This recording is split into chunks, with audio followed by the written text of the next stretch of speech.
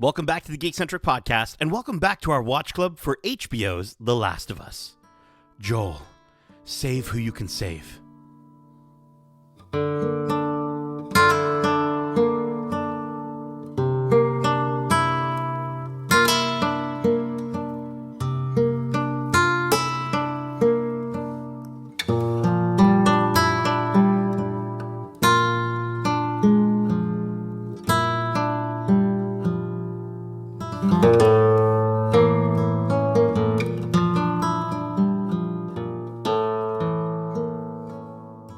Welcome back to Watch Club. My name is Nate, and this is our Watch Club for HBO's The Last of Us, Episode 2, titled Infected, directed by Neil Druckmann. Special thanks, as always, to our partners at Crave and HBO for letting us watch this series early in advance. If you're joining us for the first time, this is Watch Club, our weekly review series, kind of like a book club, but way better. Keep in mind, we will be going to full spoilers for this episode, but not the games. But even still, if you haven't watched this week's episode yet, be sure to do so and then come right back faster than a fresh, hungry runner. Now, before we blow up the old state house, let me introduce you to my fellow survivor. And yes, we only have one survivor joining us this week, but don't worry, he's certainly a fun guy. He's taller than a bloater, and he's certainly an Ellie toter. He's Justin, the Joel-lovin' Lawrence. You know what, Nate? Today I ordered a fungi pizza. That's how much of a fungi I am. You just want to eat it. I like it on my pizza. Eat it up. Oh, yeah. What if that's what happened? What if that's the cause of the outbreak? Justin, did you think about that? Well, we'll get into it. I don't know if it's definitely food related, but I don't think it's mushrooms. That kind of mushrooms. That kind of mushroom, at least. The frozen kind that are put onto those pizzas. Well, speaking of food, there's a little bit of a fun moment with food in this episode. And so before we get into it, I actually wanted to ask you, if you were living outside of a QZ in the world of The Last of Us, what would your go-to survival meal be? You can only choose one food. What would you bring with you? Oh, but there's so many variables there, man. It's like what's available, right? Like what do we got? You know what I mean? Like you can choose anything, but you have to remember, if you choose, a chicken sandwich, for instance, like how long is that going to last? Bread's going to go moldy. Chicken's going to go bad. You got to think about this. Yeah, I guess. Probably pizza. Yeah. You get the carbs that will charge you. You Yeah. get some vegetables on there. Get some Dr. Oetker pizzas. I imagine I would have hoarded a whole bunch of those from Costco Yeah. before things got super, super crazy. And pre-make them before you head Like out. a Swedish pizza? I don't know. He's a doctor, though, so apparently hey. he's got a doctorate in pizza making. He would know what's up. Yeah, exactly. I went with something a little more realistic. I just chose beef jerky because, dude, Well, that's what we see him eating. No, I get it. Listen, I'm just saying they have good taste, but I would go to here's the difference, though. Here's the difference between me and Joel. I would hit up a Costco as early as I could during the outbreak. Like, I'm talking September 27th, I'm at a Costco, and I'm just hoarding as much of the variety pack. You know how they've got that variety pack? You got the peppercorn, the teriyaki, right? The sweet teriyaki spicy flavor ones. Like, I would just get a nice little variety pack of that stuff. Because here's the thing. The packaging, is it loud? Yes. Could that be a problem later? Absolutely. But you take that stuff out of the packaging, you wrap it up in some, I don't know, cloth or something, and then that's a quiet food. That doesn't need to be a loud food. You know what I'm saying? Yeah, I think it'd be good. Beef jerky is probably the safest bet. That makes the most sense. I think trail mix is another one that would probably be. But I'm allergic to nuts, so I'd probably go with like corn nuts. Okay, yeah, you can do corn nuts. Okay. Yeah, I would do a corn nut trail mix. I guess frozen pizza is not really a thing that would be sustainable on venturing outside of the QZ. But Justin, you and I are sitting there outside the QZ. It's raining just out, and there's away. There's like 4 clickers, near us, and I'm just like softly chewing on the beef jerky, and you're just crunching onto these corn nuts. I'm just like, shut up, Justin. Fantastic. Well, Listen, before we go the long way, only to realize we should have gone the short way, let's get into this week's episode. So we get kind of another cold open for the show where we start off 2 days prior to what would be considered Outbreak Day with, we saw that last week was September 26th. This is September 24th, 2003 in Jakarta, Indonesia. And it's interesting because this is probably what they were hearing on the radio in the kitchen. Was what was happening in this moment. We see a restaurant full of people, one of them being Ibu Ratna, a professor of mycology at the University of Indonesia, which mycology is the study of fungi. And her meal is ended for her when two military officers apprehend her to ask her to study a specimen sample. She determines it's Ophiocordyceps and asks why chlorazol was used to prepare the slide. She's then informed that the sample was taken from a human, so she walks into the lab when she sees a woman's corpse with a bullet in her head on a table. She's informed that another human bit the woman in the leg, and then after reaching into her mouth, which is awful, she discovers the living fungi sprouts and quickly exits the room. We learn that the incident happened at a flour and grain factory. So there goes all your pizzas, Justin. Roughly 30 hours prior. A woman became violent and bit 3 coworkers. All of them, including the woman, had to be executed, and that the individual that bit the woman is still out there. 14 additional workers are missing. Her hands start to shake as she places her tea on the table and informs the military officer that there is no medicine, there is no vaccine. And when asked what they should do, she just says, bomb. Bomb the entire city and everyone in it. So, again, such an incredible way to add to this story, add to the world building of this show. What did you think of this unfortunately terribly dark opening, and did you catch the interesting detail that we're kind of already alluding to of how the virus spread so quickly? Yeah, no, I think that this is probably one of my favorite parts of this episode is understanding a little bit more of the background as to how this infection spread or how it originated. Shout out to Heavy Spoilers on YouTube. He definitely predicted it based on the last episode where there was obviously an apparency that food was playing a factor into it. The fact that Joel and Sarah and Tommy, they didn't have pancake mix. Right. As they're leaving, they see Nana Adler getting bread shoved in her mouth. Yeah. And Joel's response, I'm on Adkins. Right. There's this subtle little hint there that's probably why they were able to stay off the infection. And I know last week's episode, there was an implication that people closer to the city were getting this infection and that's why it was spreading. And I think that just goes to show that there's always these stories in and around how these viruses come to be. Like think about COVID-19. Right.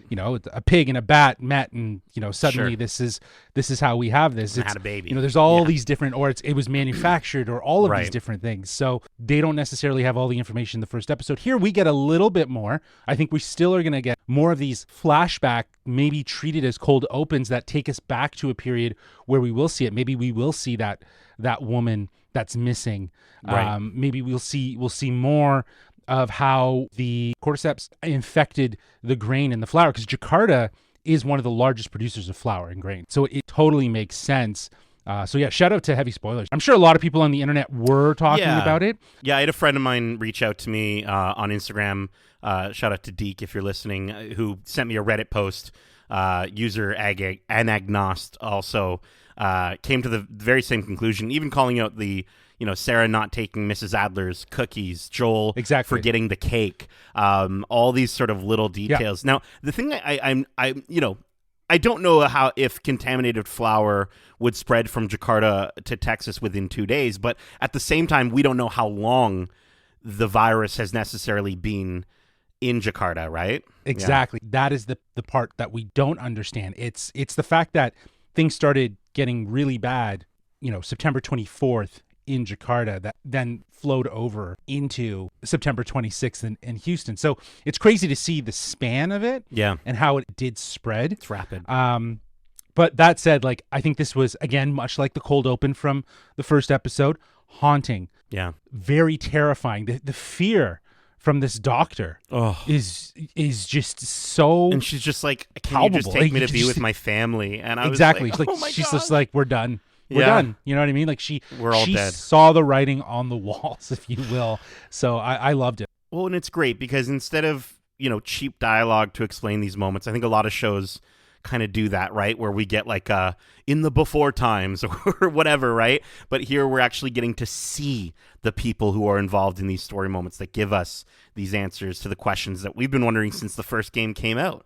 This is stuff that because it's in the TV medium, they have the ability to expand on. And it's so dark, it's so sad, but it's just a great way to show us what's happening within the entire world, rather than with the original game sort of feeling like it's just focused so much on these two characters. And obviously, in Last of Us Part 2, we do get to expand out a little bit.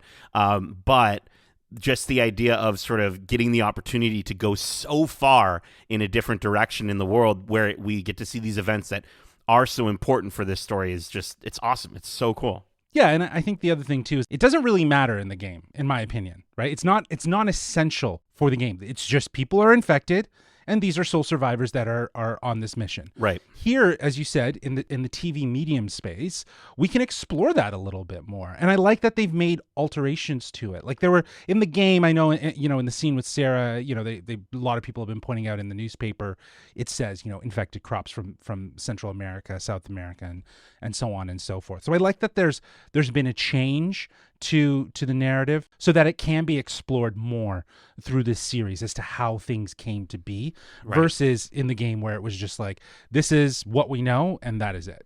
Right. No, like, again, that's the beautiful part about this being a show, and I'm so happy that this is even happening. I'll be honest with you. Like, again, it's just one of those things that when this was originally announced, it was like, how is this going to work? And the fact that not only is it working, but it's also like they're doing the damn thing. They're getting this show to be a quality that we would expect, not just from The Last of Us, but from HBO. Yeah. So good. Home box office. Yeah. All right, so let's keep going here. So then we cut back to this very calm, almost serene shot of Ellie curled up in what looks like a patch of grass in a field, but it turns out she's not in a forest. Rather, she's inside of a broken down and overgrown building just outside the QZ. Joel and Tess, still very concerned that Ellie will turn, are just staring at her. And you can probably tell they probably didn't get that much sleep. Probably took shifts watching Ellie. And then as she goes to the bathroom, Joel and Tess argue about how they should continue. Joel wants to take her back to the QZ, whereas Tess says they'll just kill her and they just need to get the mission done. After Tess pushes her to answer, Ellie tells them the one thing Marlene told her not to tell anyone, and that is that to the west, there is a facility where some doctors are working on a cure, and she's the key to finding the vaccine. Joel doesn't believe in any of that, saying he's heard it time and time again, but Tess argues that if at least the Fireflies believe in it, then what does it matter? We're going to get what we need to get. I agree with her. Right? Joel agrees to continue on, and after Ellie asks for a gun, that's my favorite. She's just met with a resounding. Can I get a gun? No, I know, absolutely not. So I think we were wrong last week when we said that Marlene told Ellie not to tell anyone about just her being infected. Clearly she told her not to tell them about the doctors to the west. But I want to know, what did you think of Joel's incredibly strong resistance to this plan involving taking Ellie, after knowing kind of what the plan was? I feel like there's a history there. Yeah. There's some sort of story that we just don't know.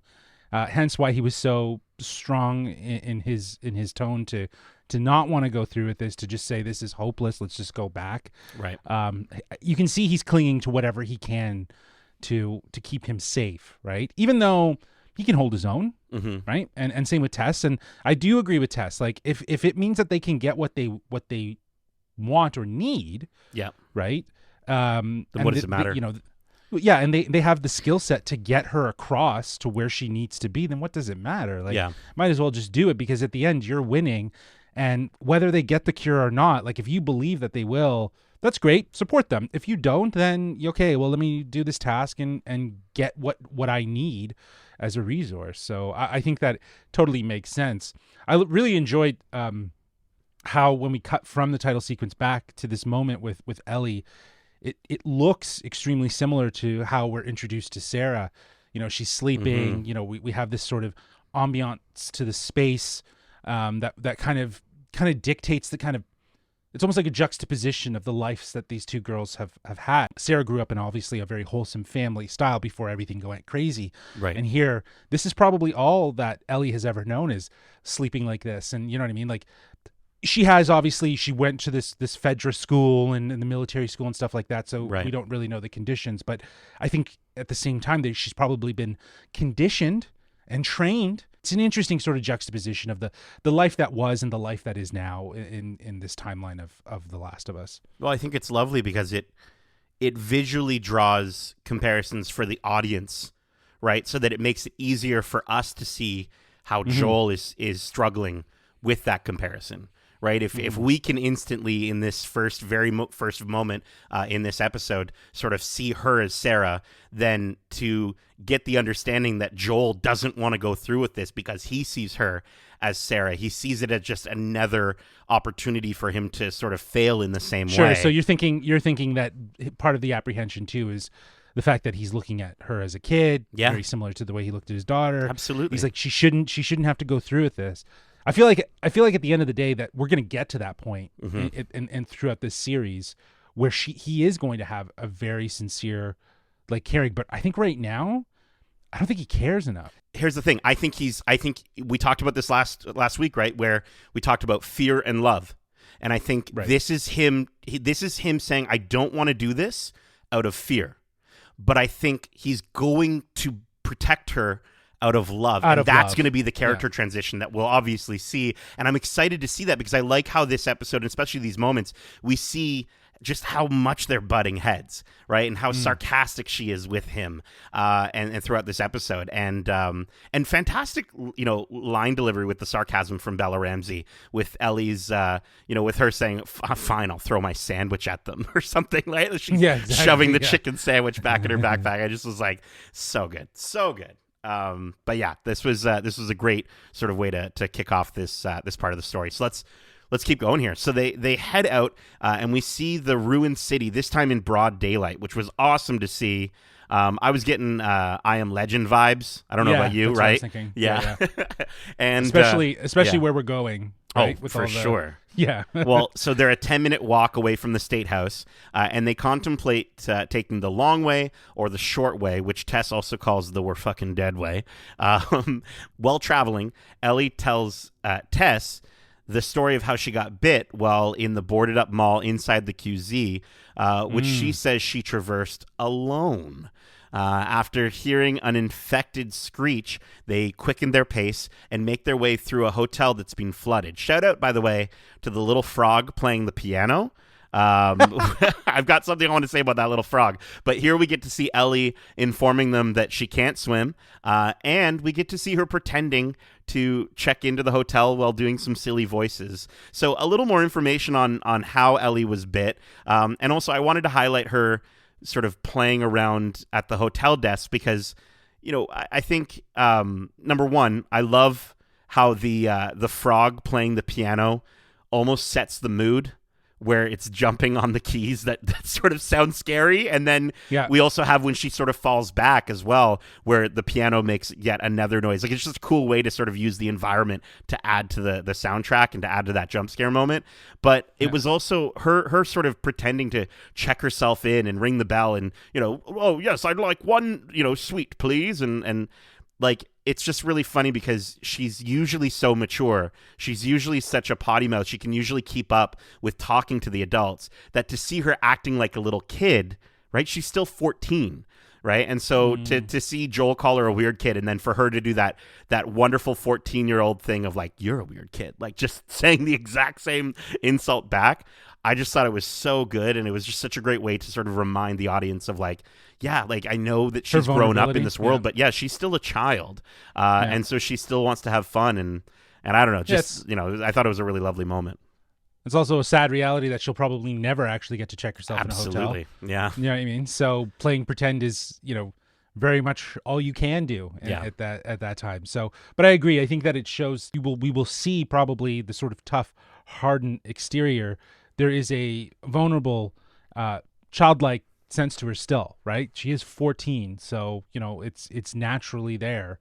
So yeah, I think that that moment specifically very much just kind of continues from the previous moment of just reminding us the sort of juvenile nature that she is, right? And the smart aleck quick wit that she has. And sometimes not quick wit with just being like, you're a weird kid. But I also thought that have you heard of books, where he's like, how do you even know what a hotel is? Because of course she wouldn't know their travel would have stopped like the moment that all happened. So hotels would be just gone. But yeah, no, I thought this was kind of a fun little moment, and again, shout out to that little frog for being a great pianist. So after climbing the 10 floors up the hotel, they come to their exit point, only to realize that it's blocked. Tess asks Joel to give her a hand, and again, we have another great reference to the games of Joel helping Tess up the debris. We must have done that like a million times playing the game. And so like I almost to the point where I was like I was looking for the button prompt when he was like lifting her up. So then at that point, Joel and Ellie get to spend a few more minutes waiting for Tess as they ask questions back and forth. Ellie learns that Joel is from Texas and that Tess is from Detroit. Joel lets Ellie know that that infected live everywhere from a month or two, and that some have even been kicking around for 20 years. She asks if it's hard to kill them, knowing that they were people once. And then she asks about the guy last night, referring to the guard from the end of last week's episode. They make it onto the balcony only to see that the path is blocked by a ton of dormant infected lying in a huge pile. Ellie notices that they're connected, and Tess informs her that if you step on a patch of cordyceps in one place, then you can wake a dozen infected from somewhere else. So, I don't know if this was really focused on in the games, the idea that the infected are part of this sort of hive mind state within at least miles of proximity. What did you think of this little addition to the lore of the infected? I think it gives it more justification as to how they can come in numbers. Right. So I like that they added that little tidbit to just give it, because again, we're talking about the medium of television versus a video game. Yep. In a video game, that can just happen. Yes. Suddenly there's a whole bunch. Because it has to, because you need something to do in the game. Exactly. Yeah. Right. So here you can't just do that. You can't just have a ton of them out of nowhere. Right. So, that little tidbit will pay off later. But it was nice to know that there is sort of an intricacy as to how they're connected, and maybe a hint as to how they can solve for a cure maybe down the road. I don't know, but if there is a cure, but like maybe that plays a factor into it. But yeah, I really got this is where I got those I Am Legend vibes. Yeah. Yeah. Right. Like very much like, you see that city street, and that those things are there. You're like, okay, I'm going the real short way, because obviously I'm going to die the long way. Yeah, and I think it's cool with it's kind of neat how they show us this happening before Tess goes in and explains how it is. Right? They show the sun, like the clouds moving to reveal the sunlight, and then you see it hit some of the infected, but then the other ones react before it hits them. I just thought it was a really smart way to kind of inform us of how this happens, instead of, again, what a lot of shows will do, where there's like this cheesy dialogue of someone steps on a patch of cordyceps, and all of a sudden they're like, well, now that you stepped on it, it's informed, they didn't need to do that. They still gave Tess giving a teachable moment to Ellie, but they were able to show us as an audience before that, which I really appreciated. Now, I'm wondering, and listen, stay with me here, because this could go in a really cheesy way, and I trust them enough that they wouldn't do this. If they were to go with this idea, this might not even be a great idea, but I'm wondering, as long as they don't go too super powery with it, I wonder if the fact that, if in this version of the story, with Ellie being infected, if she'll have some sort of connection to the infected, if there's some sort of greater sense of the intentions of the infected that are near them. I'm wondering if maybe there's something now in her blood that allows her, and again, not in I'm not talking about she can sense them through walls like in the game, but I just mean in a sense of I don't know, if they have something to do with her having the ability to kind of understand motives beyond just their screeching and their yelling and their screaming, or if she can like tell if they're on their way or something along those lines. Do you think that's too far-fetched or too far away from the game? I think so. I think it's a little too hokey.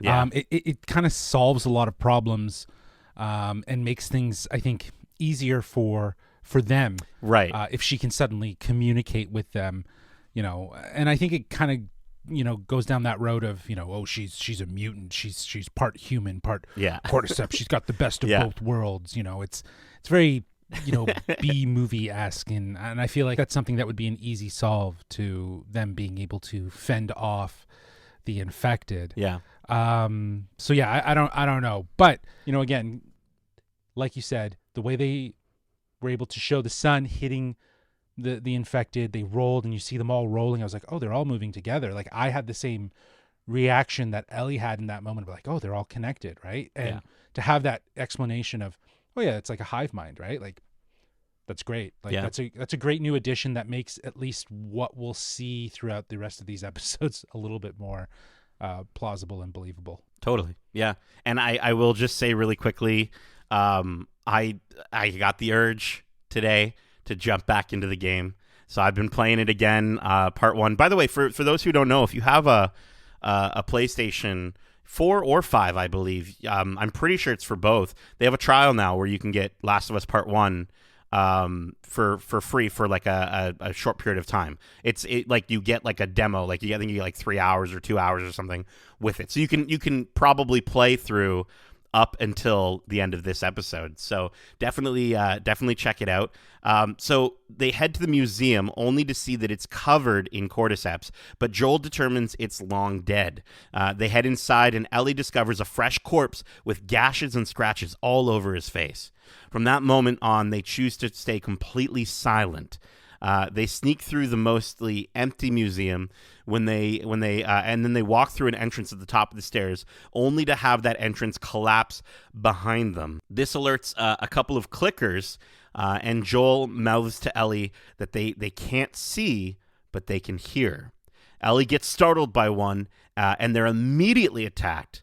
They manage to kill them, but we see that Tess has twisted her ankle and that Ellie's been bitten again. So this sequence, Justin, was quite a bit of it was a nail biter, or should I say it was an arm biter. What did you think of our first real look at these clickers in live action?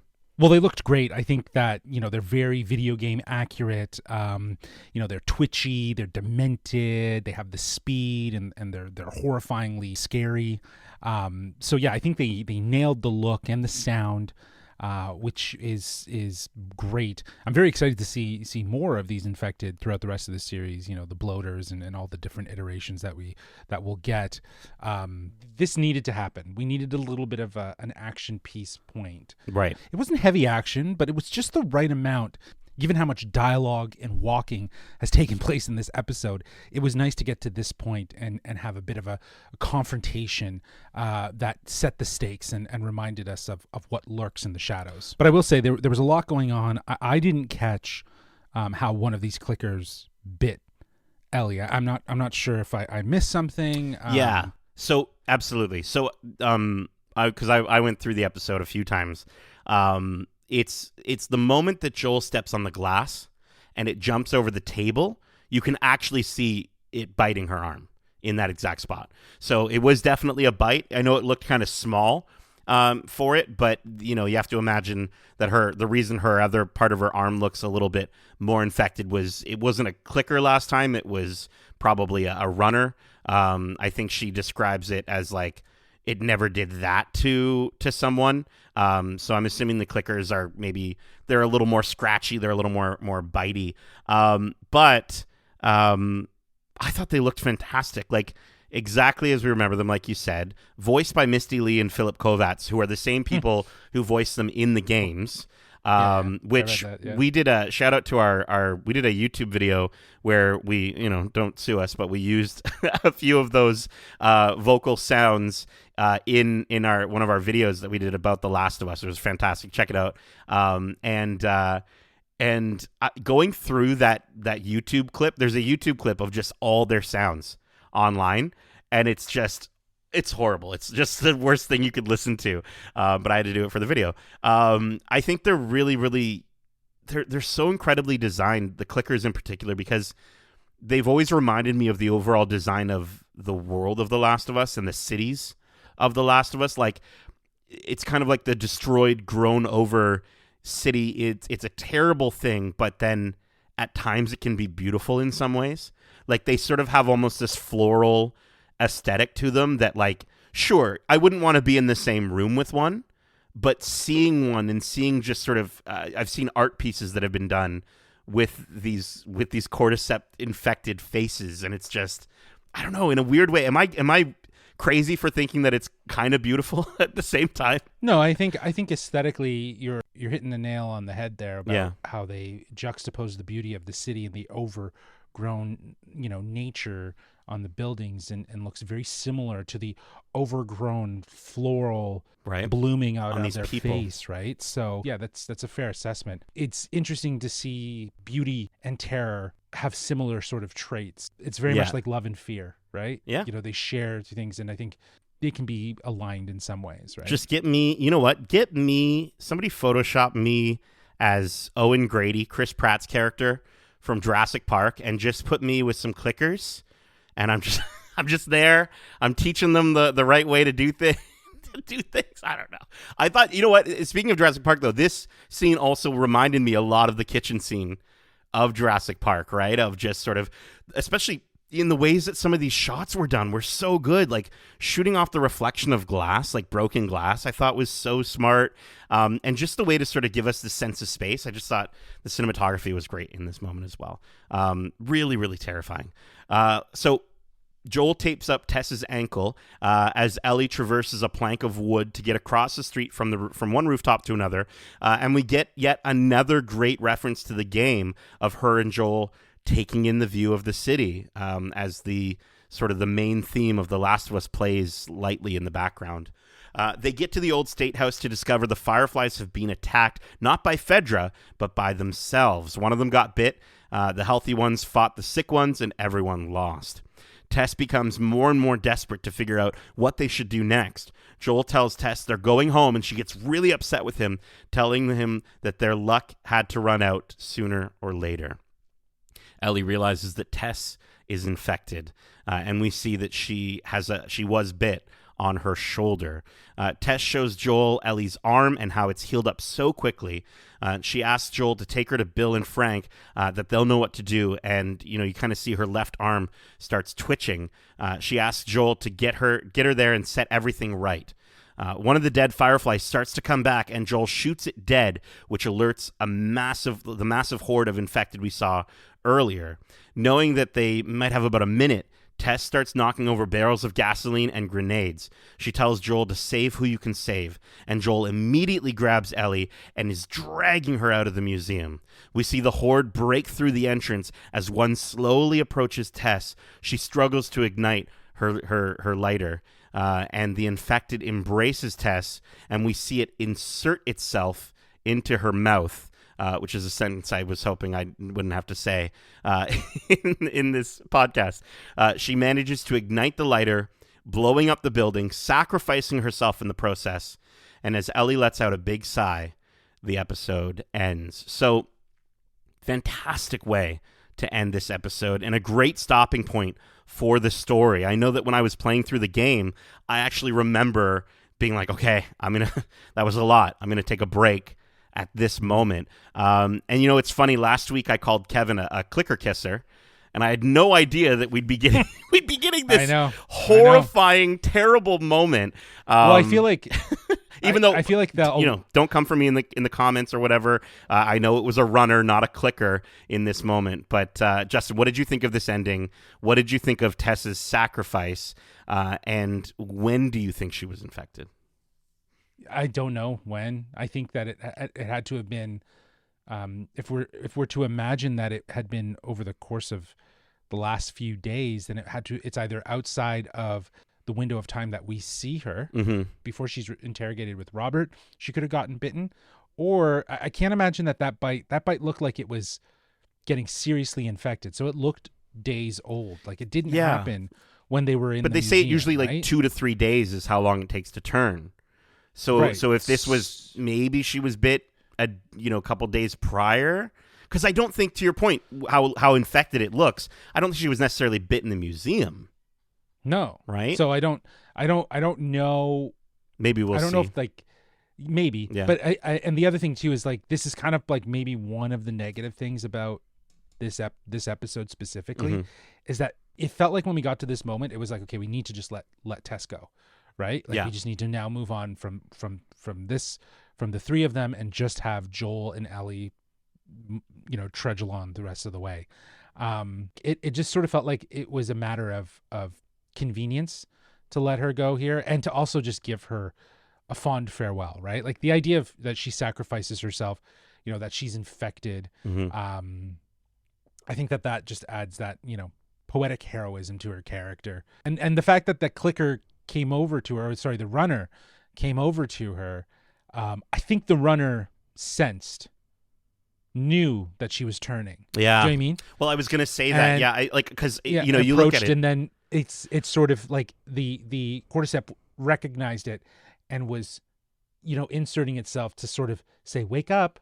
Right. I know you're in there. Yeah. Do you know what I mean? Like, Yeah, and maybe you need a little help. It's kind of like this dark, twisted thing because it looks like, yes, they're making out, but that wouldn't make any sense for a cordyceps to want to do that. No. So I think you're absolutely right, and I think in the saddest way, it sensed that it was looking for the most accessible orifice on her body, which just happened to be her mouth in that moment, and I think it probably sensed that her host body was giving up in that moment. Yeah. Right. Like it knew from because she's infected already and something in her brain, it knew that like, I don't need to attack this thing. I just need to connect with it. And you're absolutely right. It just opened up its mouth. It definitely felt that Oh. way. You know what I mean? Because like, I know when we saw like Nana Adler going at it in the last episode, she was biting, but that thing was definitely attached to Mrs. Adler. So I'm like, again, it could be one of those things where it was like you said, it sensed that it didn't need to be aggressive. It knew that the process had already begun. Maybe it just needed a little bit of some assistance. So yeah, gross as fuck. It's so gross. I was like, whoa. Yeah. And like, what a great way to change things up from the game, right? With the game, it was Fedra that killed the Fireflies. And I think good on Tess for going out like a badass here again. Like, you can tell she really feels this sense of guilt for some of the things that her and Joel have done in the past. And whether or not that was truly for survival or not, this was her moment to make things right before she died anyways. Right. And so I think, this is her last act. And it was for the greater good of humanity. And so I appreciate that about her character. Yeah. It seemed like, to your point, they at least tried to give her that justification that what she was doing was to help not just Ellie, but help everyone. Yeah. When she says, set everything right, that's, in my opinion, feels like an implication that if there's a chance for them to fix this and Ellie is that chance, then, do it. You got to do it. Save who you can save, right, is what she says. And that's such a meaningful line, because that is, I think, at the core of The Last of Us, as we talked about love and fear, like that is so integral, save who you can save, right? And like the idea that, again, to sort of see her almost forced to go through this transition of character, right, because of that bite. We very quickly sort of see her from, the first episode to this one in just how much her and Joel are out for themselves to this sort of this greater good act. Also, I didn't notice it before, but shout out to Ellie's backpack, the little airplane wings on the back of her backpack, just like in the game. I don't know, just a neat little visual nod that I'm like, oh, because I got that backpack in the Ellie edition of Last of Us Part 2, and it's got a little airplane wings on it, and I love it. It's so cool. Anyways, just want to shout out the backpack. So let's get to our overall thoughts and final score for this episode, which we're going to be rating on a scale of 1 to 5 clicker kisses. How fitting of a score for this episode. Yeah, like I was alluding to before, there were some things that I wasn't a huge fan of. This was kind of like a very like expository episode. Sure. Just so that, but handled well. Like, Yeah. don't get me wrong. Like, it wasn't like someone was narrating. We have a great cold open, which, that storyline in itself about how the infection spread, I'm hoping that will find its way to continue throughout. But where we start to kind of go on this sort of like mission, it's to introduce us to the world outside of the QZ, to see what is going on, to obviously introduce us to the clickers finally, right? Episode 2, we're in here, and now we get to actually see what they look like. And then also just deliver up some character points that are going to be relevant as we go through. So overall, it just felt a little bit slower in comparison to last week's episode. I also think that some things happened very conveniently, like how Tess got bitten. Like, when did she get bitten? I would have liked it if she at least even said, Joel looks at her and she's just like, this happened 2 days ago. Right. Do you know what I mean? Even to just get a little more. Yeah. Exactly. Just something that we could get thrown in there that at least justifies it didn't happen at the museum. Right. Right? It happened somewhere else. But maybe they were thinking, because of how bad that wound looked, it should be implication enough that it didn't happen recently. It happened a while back. Well, it's interesting. Right? I literally just was looking up online, and there's a cutscene of Tess's character before the first time you interact with clickers, where you do see underneath her shirt, slightly near her collarbone, you do see the little bit of an infection spreading, which is a detail that I never even noticed in the game, and I some lovely folks on Reddit have pointed that out. But sorry, continue. Yeah. It was interesting. Well, and then if they've planted that, I think they could have made it a little bit more clear. Sure. But anyways, I enjoyed that how they sent Tess off, and we knew that she wasn't going to be sticking around. If you played the game, much yes. longer. Yeah. If you've played the game, then we knew that. So, but I think it was very clear that it was just a sort of, let's just have an episode with her and then get her out. Do you know what I mean? Like, and that's kind of what this felt. But I think overall, it still looks great. Yeah. The acting is still elevated beyond all means. The clickers look fantastic. There's just such a commitment to building out this world. And I'm so happy that for episode 2, spending the time in, the city of where the infected are, that was an enjoyable time. So I'm going to give this episode 4 out of 5 clicker kisses. Beautiful. Nice little sweet little, cute little kisses. This episode started off with incredible world building opener that we talked about. Adds so much more depth to the original story, giving us answers to questions. Instead of telling us, it's showing us, and I think that's another thing too. It's a feature of storytelling that works so well in this medium of television, but then also just in the world building of sort of them walking by the craters in the city. Right. And having that little moment to understand, like, no, this is where they bombed the city. That feels very video game. Right? Very like video game Joel walking, and then she's like in front of you. She's like, hey, is this the crater from the bombs? Right. And it's like, what I mean? Like, absolutely. You could totally see that. Maybe written a little better than what you just did, but yes. But I think it follows in the footsteps of the games, right? And we get to see a few moments of character growth between Joel and Ellie, and the changes that they made to Tess's fate, I thought, made for an even more epic moment of self-sacrifice on top of what was already a great ending for her character in the game. And I think this episode felt very much like how the game did it, in that it was very much, telling the story of through brief moments of interaction, right? As these characters sort of make their way across the city from point A to point B, because the majority of the story that we're seeing here that's in the game, you're on the sticks. Walking. Yeah, you're on the sticks. Yeah. You're literally walking. Yeah. So to be able to sort of see it from these different perspectives, get to see it shot in a certain way, and that scene with the clickers was absolutely terrifying.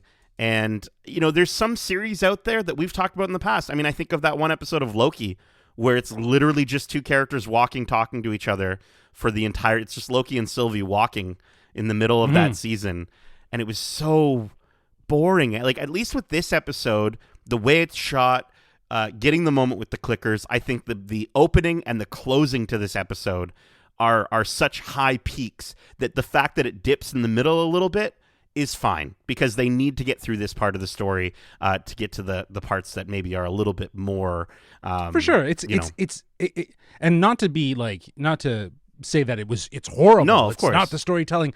It has to be there. This is a constant that we always talk about with the TV series medium. Yeah. Is that you're gonna have these episodes that aren't gonna be the episode 1s or the episode 4, The ones that everyone talks season. about, sure. Exactly. Yeah. They're going to be these episodes that need to give more context to the events, to the characters, to everything that's going on, so that things are going to move a little bit slower. And I think, if anything, coming off of last week's episode, it's very apparent that that's what this episode is. It is, as you're describing, that slow dip that's necessary. It has a strong opening and a strong ending. The doctor at the beginning saying, bomb everything, and then you have Tess bombing herself. Everything. So, yeah.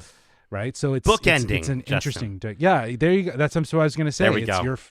That's enough for me then. So because of the amazing, you get a 5 out of 5. No, I won't go that far. I'm going to give it also 4 clicker kisses out of 5. I think it's a really great episode. It's great. All right, well, that is it for this week's Watch Club for HBO's The Last of Us. We hope you enjoyed it, and if you did, make sure to subscribe to us wherever you like to listen to podcasts, if you haven't already. And if you want to write into the show with your thoughts or predictions on the shows we cover in Watch Club, well, let me step on some cordyceps to wake Justin up so that he can let you know how you can reach us outside your QZ. I like that one. Well, they can reach us at wearegeekcentric@gmail.com. That's wearegeekcentric@gmail.com. Or they can reach out to us on Twitter at GeekcentricYT or on Instagram at wearegeekcentric. Justin, go far from your mic right now. I don't want to hurt people's ears. Give me your best cordyceps screech. Perfect. Amazing. Hopefully that doesn't hurt your ears. We'll get him to turn it down in the edit. Keep in mind, we also have a ton of other great episodes covering the latest in movies and TV shows and games, including our recent, or I guess somewhat recent, Geek Back episode. We took a look back at 2022 and shared our favorite movies, TV shows. We talked about our biggest disappointments. Mine in particular, I think if you're a fan of food, you're going to want to listen to that one. And we also talk about what we're looking most forward to in 2023, and we have a ton of interviews out right now. Our most recent interview with the Bad Batch themselves, D. Bradley Baker, and Justin sat down with Star Wars The Bad Batch writer Jennifer Corbett and supervising director Brad Rao. And speaking of The Bad Batch, if you enjoyed this Watch Club, this format of this episode, we actually have a Watch Club going on right now for that series as well. Every single Wednesday, we pop those episodes out. So, definitely check out those episodes. Get all batchy with us. And we have some really, really great interviews and reviews planned for this new year. Is there anything we can share, Justin? Well, tomorrow, at the time that you're listening tomorrow we will have a review up for an Apple TV series called Shrinking. Oh, yeah. And we will also have an interview with one of the cast members from that show as well. Both 2 separate episodes, so you can enjoy the review and the interview on their own. I know we're very excited to share our thoughts about this Apple TV series. The year has barely kicked off, and we're already getting this, Last of Us, and Shrinking. Dude, 2023 is just going to be... I know we said this about last year. We're not even through the first month. I know. And honestly, some of the best television. The stuff that we've gotten within the first month of the year. So it's good. Nuts. So good. I'm so looking forward to the rest of it. So listen, if you're looking forward to it, subscribe here. Subscribe to us on YouTube at youtube.com/geekcentric. You can keep up with all the great stuff we got going on over there. Justin, thank you so much for joining me for this Watch Club. And as we say, when you're lost in the darkness, look for the light.